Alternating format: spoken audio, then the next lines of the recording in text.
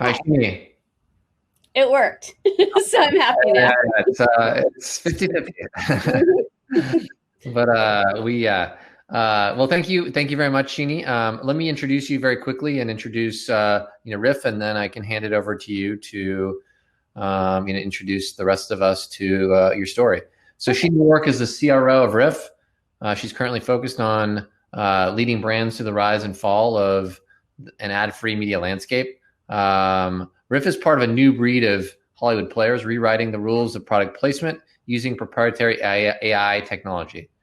They virtually insert products into fully mastered and edited content, including extensive back catalogs on OTT, and OTT is where everyone's spending their time. Shini will now share with us the future of brand integration, take us through how brands can adapt to rapidly changing media consumption, and how Ryff can help partners contextually insert brands into culture. Shini, thank you very much. And the floor is yours. So as the introduction said, we dynamically insert 3D models into content that is completely composited and edited. So if your inbox is anything like mine, it looks like this right now. And we're overloaded with all the changes that are happening in terms of how consumers are designing viewing experiences, really, with everything on demand at their fingertips. And when they are designing these experiences, they're designing them with as few disruptions and as few ads as possible. So we were seeing this shift happen, and we were all kind of adjusting to it. And I'm sure all of us are trying to figure out which streaming services to subscribe to and all of this. But during this time of safer at home, we've seen the minutes consumed actually increase about 65% overall. So people are watching tons of content. And so it's really poured gasoline on the shift that was already happening and made it happen a lot more quickly. So what is being viewed by them is mainly library content. So if they're watching older content on streaming platforms, how then do brands become part of the conversation? They were very much left out of it, but also there are huge audiences. They need to increase reach, and they're all looking for ways to build engagement. So, this is a huge audience they didn't have access to, and we're seeing linear television audiences declining as well. So even if you throw more money at that, you're just building frequency and not reach. So what we came into the market with is a way for them to actually reach these audiences. And I'm going to play you a sizzle reel so you can kind of see what it looks like.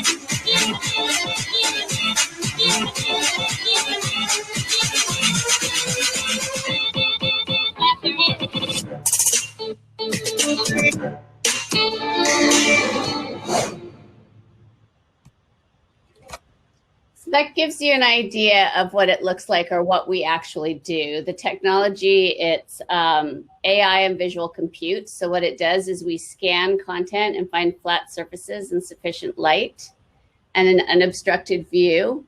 And then we map that content and create places for us to render 3D models into it.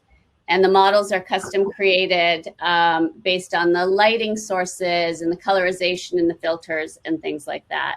So Starbucks is actually an investor in Ryff, understanding how disruptive this technology will be to advertising, and that CPG brands, and this is my big thing that I'm out in the market talking about, is that brands need to be in the content, not just around it. You can't be part of the conversation anymore with ads that run in breaks or surrounding content with branding. The other key to this is scale. So with digital integration, you can have an always-on integration strategy, and you can buy it like media. So unlike traditional product placement, where you read a script and you find a spot and you hope it'll be a hit or that your scene doesn't get cut out in the final edit, what we do is we actually bring you the scenes and the content in advance for you to look at. And because it is on streaming platforms and it is all digital, and we kind of traffic it like creative, so run this version of the master from March till June, and then we switch it out, you can flight it like media. So it creates unlimited inventory for brands that they didn't have access to before. It also creates access to new audiences. And now you can have thousands of integrations running at once. And we can address seasonality. So say in November and December, Starbucks goes, we only want the red cup running and we want it only in Christmas content. So we pull everything else down. We can follow and dovetail with everything else that's going on with the rest of their campaign to create a holiday campaign for them. So this is an example of what it kind of looks like. This is a film we're working on right now. It's Robert De Niro's next movie. And when we talk to a brand, we give them what we call a pre-viz video, which is this. What's so our model? I'm going to mute good. it. And so there's brand approvals with what we do as well, which is something that doesn't exist in traditional product placement. You go, we hope the label's straight and we hope that they use the right product. What we do is we give you an opportunity to see how the brand will be shown, what the context of the scene is, so we can then also adhere to your brand safety guidelines. And you know how much time is on screen, the proximity to talent, all those sorts of ways that you would then give that integration value. We do use a third-party ComScore model for pricing. So we look at all the ways that they traditionally measure ROI on a brand integration. And we work on that to create a weighted average and what the CPM for the time frame is on comparable platforms to come up with the cost for it. So we do sell it based on estimated impressions as well as certain qualitative measures. These are some of the partners that we're working with. You'll see a lot of the big studios on there, and it's a really interesting time right now during COVID, where they have all these films that were supposed to be in theaters right now. And they're holding them either for a theatrical release, which is now looking like Q1 of next year, or they're looking to sell them off to the streaming platforms. So what they've asked us to do is to come in and look through these films and find opportunities for brands and monetize it prior to them delivering the asset for distribution. So this, the current situation has changed our business model. It's changed our opportunities with content owners, because of course the content is going to be key to the brands. They don't want to be in something that doesn't have an audience or a fan base built in. And this way we can really address that. And that's kind of it. Awesome. Shini, thank you for that presentation. Let's see a couple questions that have come in here.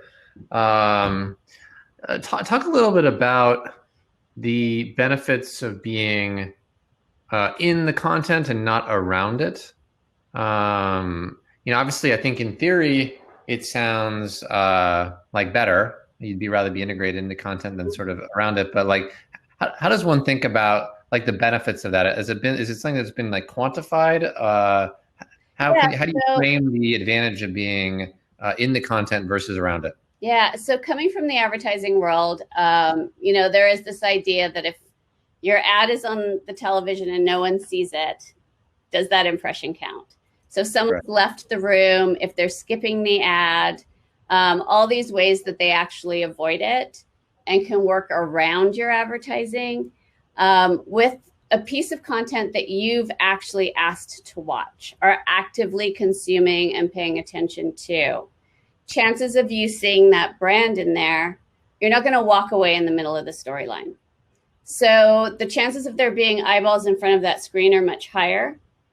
In addition, we do brand lift, recall, purchase intent studies in post, and can quantify that there definitely is a lift and people are noticing it. Got it. And then I guess in terms of the types of content that you can best like work with, I mean, you talked a little bit about film, and we're in a kind of pause with respect to both production as well as releases, but people are streaming more than ever. And so how do you think about where this works, best, or maybe what the types of content it works best for? Yeah, so I mean, a huge part of it is authenticity and seamlessness. It has to look like it was shot into the scene and be completely imperceptible to the viewer that this was something that was added afterwards. And that's very much a goal of what we do. We work with the Directors Guild and the Producers Guild, and we're not going to come in and turn your content into advertorial. It's got to be additive, and it can't be disruptive to what the director's vision was. Sorry, now I lost my train of thought. Yeah, I guess like the types of content that so you think this works best with, scripted, non-scripted, comedy, drama, thriller. Definitely, because if it's reality, usually first run is what gets the views. People aren't going and watching old seasons of reality shows because it lacks that social kind of water cooler thing that happens when it's all first run. Certain shows are evergreen, but the newer shows are shot in like high def, and it makes the integration much easier. We're working on some demos and some tests and testing out the technology in the rendering tool. And like older things like a Seinfeld, you notice how pixelated it is in comparison to newer content. So I think the brands are showcased better. It feels more authentic if it is real day. But then like you saw with the Robert De Niro film, it's set in the 70s. So we have iconic 70s brands that we're going to, and now they don't have to go in the archives and find a package from 1974. We create a digital model of what it looked like at that time. So we can insert period specific packaging. But our dream is to work on a lot of the network broadcast primetime lineup type shows, whether it is procedurals and crime or sitcoms and things like that. You notice Blackish in our list, and we have the syndication catalog, and that's a great one. It also has to make sense for, do brands want that audience? Are they going to pay for that audience? So is it families? Is it mothers as gatekeepers to the household? Those sorts of things. So also understanding that they're buying the audience, not just the show. And is that audience going to be of value to a brand? Got it. And then in terms of the products that are integrated, you gave a couple examples. What types of products does this work best for? And what types of products does it work, let's say, less best for? CPG, of course. When there is a product that we can put into the scene, whether it's a can of Coke or a Starbucks cup or a McDonald's soda cup, anything that's branded and recognizable that we can put in, of course, is very easy. We are working on something right now where a retailer is launching a service. So there needs to be messaging associated with it. So what we're looking at is billboards, putting their billboard creative into programs. If someone has a computer monitor visible in the scene, we put their website up on it. So there are workarounds for things that aren't an actual 3D product that we can insert easily. But our dream things are definitely CPG, the portfolio brands like a Unilever and Procter and Gamble, alcohol portfolios, beer portfolios, and QSR are probably the main ones. Got it. And who's the best? I use the word best. Maybe that's not the right word to use. What types of brands are attracted to this kind of platform? Are they the Cokes and Nikes of the world, or is it the new shoe brand who maybe is not able to get the same kind of their buck elsewhere, and this is like a new kind of channel for them? How do you think about that from a customer perspective? Right. If it's a brand with a lot of equity, an iconic brand, of course, it's more recognizable and it's easier. For more independent brands, we do work on things where I'm working on a film right now that Selena Gomez is going to host it live, a live premiere online, and there's social amplification and things. So we do work multi-platform to try and build in those things to help smaller brands build a following, get exposure. We have a client who did a search campaign around it. So if someone searched, this character was wearing these sneakers, where do I get it? It would come up. So there's ways that we can supplement and build out the program to have a little bit of DR. It is very much a branding play. But then there are amplifications and other peripheral ways that we can drive to sales. Cool. So whether you're a small brand or an emerging brand or a large brand, there's an opportunity to work with you. And we're seeing too in COVID, a lot of athletes and celebrities creating content. There's ways for us to monetize that. So before they post it, we can put something in before it goes to YouTube. We work in music videos as well. It's real. There's so much content right now, and we can really work in anything that, depending on the brand's budget and KPIs, we can put together the content that's going to be the most meaningful to them.